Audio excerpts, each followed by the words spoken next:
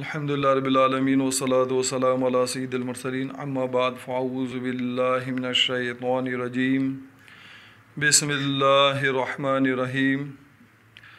एक मुजर्रिब अमल आप लोगों को बता रहा हूँ। बरसों से मैं अपने आस्ताने में इस्तेमाल कर रहा हूँ और हज़ारों लोगों को इससे फ़ायदा हुआ अल्हम्दुलिल्लाह। अय्याम की ख़राबी दूर करने के लिए, जिनकी अय्याम की ख़राबी सालों से है, बरसों से और ठीक नहीं होती, ये मुजर्रिब अमल है जो इस्तेमाल करेगा फ़ायदा उठाएगा।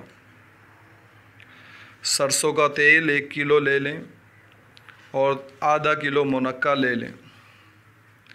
कोशिश ये करें इतवार का दिन हो, शम्स की पहली सात जो होती है वो इतवार ही के दिन होती है। टाइम मैंने आपको बताया 5:53 पर सूरज निकल रहा है, उसमें 20 मिनट ऐड किए तो 6:13 हुए। 6:13 से लेकर 7:13 तक ये शम्स की सात कहलाती है।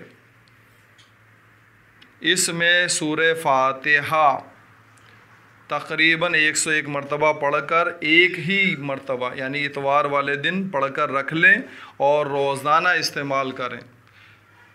तेल को रोज़ाना सर में लगाना है